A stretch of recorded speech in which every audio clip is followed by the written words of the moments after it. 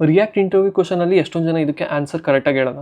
So ಇಲ್ಲೊಂದು state ಇದೆ and ಈ ಒಂದು ಯೂಸ್ ಎಫೆಕ್ಟ್ ಇದೆ. ಯೂಸ್ ಎಫೆಕ್ಟ್ ಒಳಗೆ ನಾನು ಸೆಟ್ ಕೌಂಟ್ನ ಆಲ್ಮೋಸ್ಟ್ 4 ಟೈಮ್ ಸೆಟ್ ಮಾಡ್ತಾಯಿದ್ದೀನಿ, ಇಂಕ್ರಿಮೆಂಟ್ ಬೈ 1 ಮಾಡ್ತಾಯಿದ್ದೀನಿ, count plus 1 count plus 1 count plus 1 ಅಂತ. ಸೊ ಇಲ್ಲಿ ಕನ್ಸೋಲ್ ಏನಾಗುತ್ತೆ ಅಂದರೆ ಎಲ್ಲರೂ 4 ಅಂತಾರೆ, 0 ಇದೆ ಇನಿಷಿಯಲು ಆ್ಯಂಡ್ ನಾವು 4 ಟೈಮ್ ಸೆಟ್ ಮಾಡ್ತಾಯಿದ್ದೀವಿ, 4 ಅಂತ ಕನ್ಸೋಲ್ ಆಗುತ್ತೆ ಅಂತ.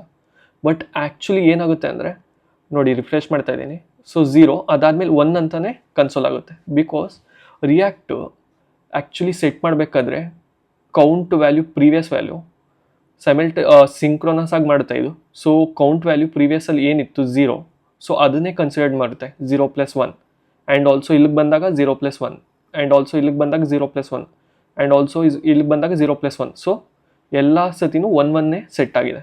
ಸೊ ಈ ಇಶ್ಯೂನ ಸಾಲ್ವ್ ಮಾಡಬೇಕು ಅಂದರೆ ನಾವು ಆ್ಯಂಡ್ ಕಾಲ್ ಬ್ಯಾಕ್ ಫಂಕ್ಷನ್ನ ಯೂಸ್ ಮಾಡಿಕೊಂಡು ಒಂದು ಆ್ಯರೋ ಕಾಲ್ ಬ್ಯಾಕ್ ಫಂಕ್ಷನಲ್ಲಿ ಪ್ರೀವಿಯಸ್ ವ್ಯಾಲ್ಯೂ ಏನಿತ್ತು ಪ್ರೀವಿಯಸ್ ಪ್ಲಸ್ 1.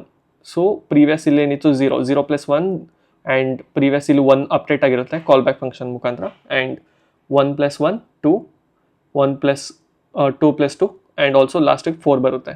ಸೊ ಇವಾಗ ಸೇವ್ ಮಾಡಿ ನೋಡಿದಾಗ ರಿಫ್ರೆಶ್ ಮಾಡ್ತೀನಿ ನೋಡಿ, ಕೌಂಟ್ ವ್ಯಾಲ್ಯೂ 4 ಅಂತ ಪ್ರಿಂಟ್ ಆಗಿದೆ.